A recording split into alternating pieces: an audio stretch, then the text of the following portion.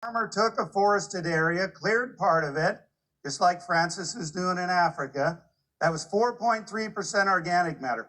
Farmed it monoculture soybeans for 17 years, 1.6% organic matter. Which of those soils is going to have more soil life? Which has more carbon? Which is going to infiltrate more water? Which is going to hold more water? Yet that's what we're doing with tillage and monoculture agriculture. If we look under a microscope, we can see the pore spaces. And I'll talk more about that coming up. That lack of biodiversity then leads to lower nutrient cycling, which leads to what? Increased use of synthetic fertilizers.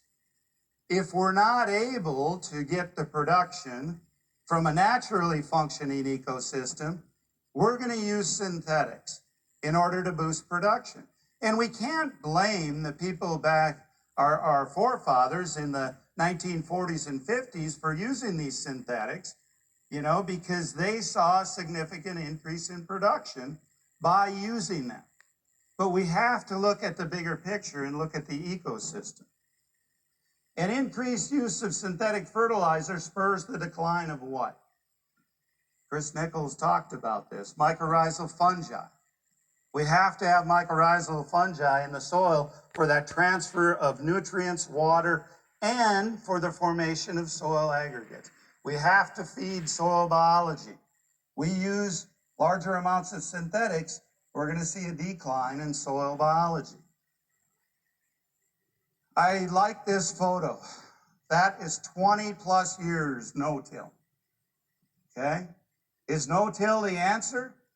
No. It's a piece of the puzzle. It's a piece of a much bigger puzzle. It seems as producers we get so hung up on our tools, we forget to look at how ecosystems function. The issue with this producer's model is it's all monoculture and it's the overuse of synthetics. What happens in a soil environment? Several producers today talked about carbon and nitrogen ratios.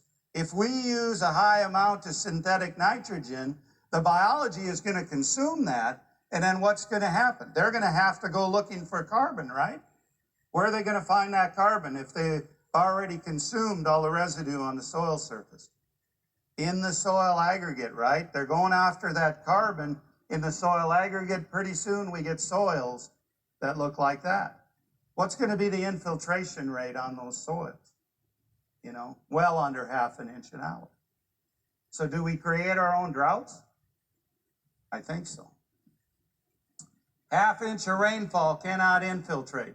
So what does this producer go and do? They'll put in tile drainage, right?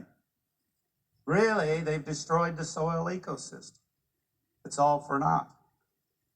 High use of synthetic fertilizer also aids in the propagation of what? Weeds. Most weeds, and I prefer to look at weeds as just forage for livestock, but most weeds are high nitrogen users. So because of this, what do?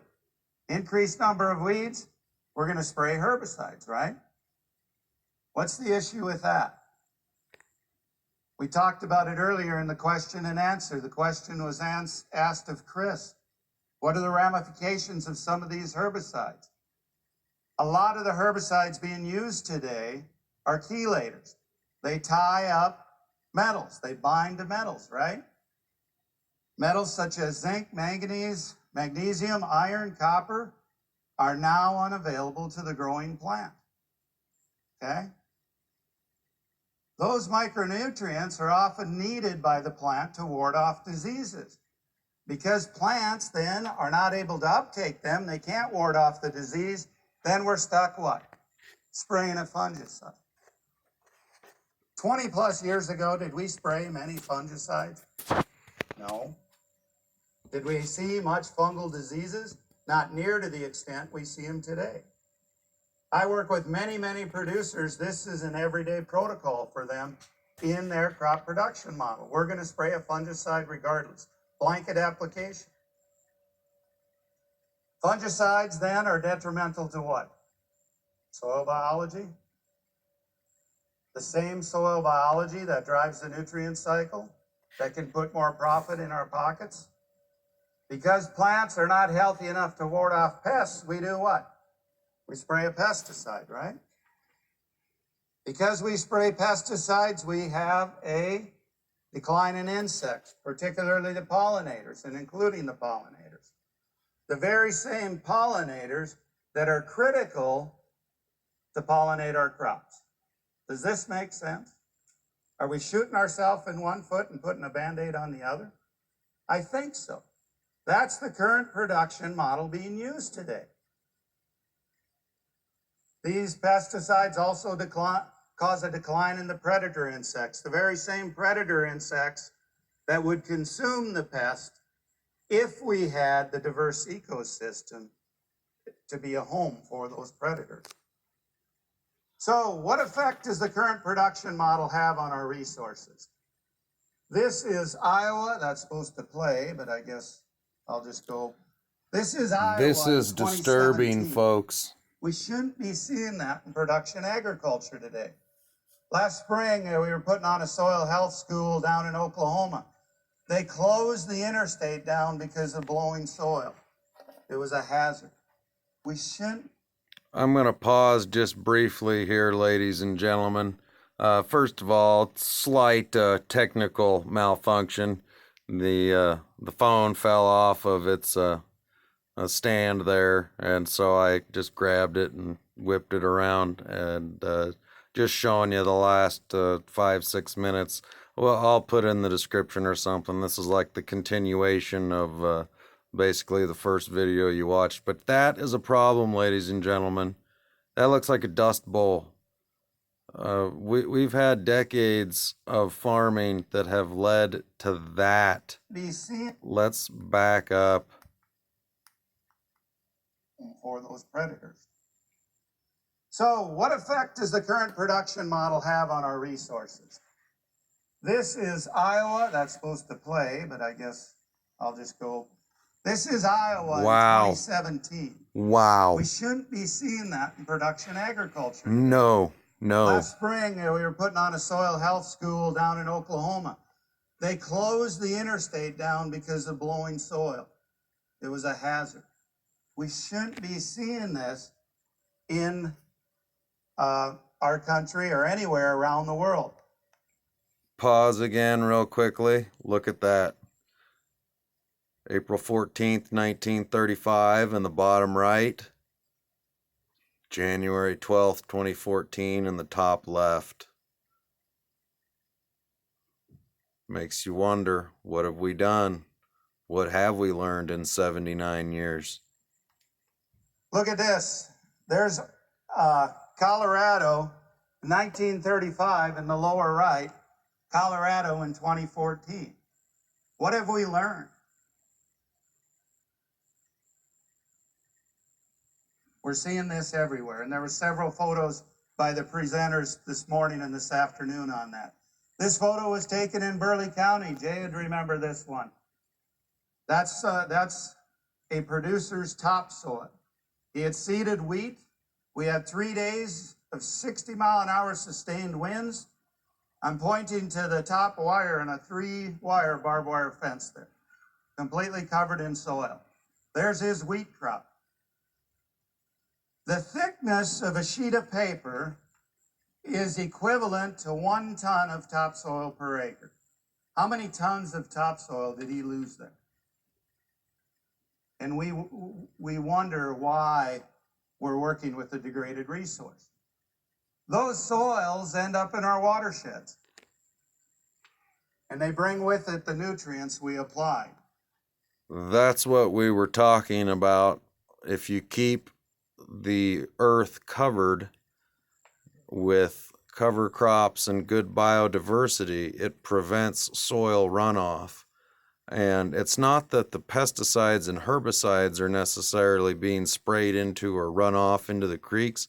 It's that there is so much soil erosion because of conventional farming that when tons and tons of soil, as he just said, as thick as a piece of paper is a ton.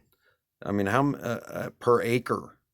So tons and tons of soils wind up in our watersheds, and that is what is tainting some of our watersheds. For the most part, we've done a pretty good job trying to manage them, but we can do a lot better. Let's continue. You know, why wouldn't we want to hold those nutrients on our own land? And then we have water quality issues. Every summer we hear about the water quality issues in the Gulf, the Great Lakes, the Chesapeake, the estuaries out on the West Coast. We sure do. It's occurring everywhere, a greater and greater problem. The industrialized, commoditized production model is all about killing.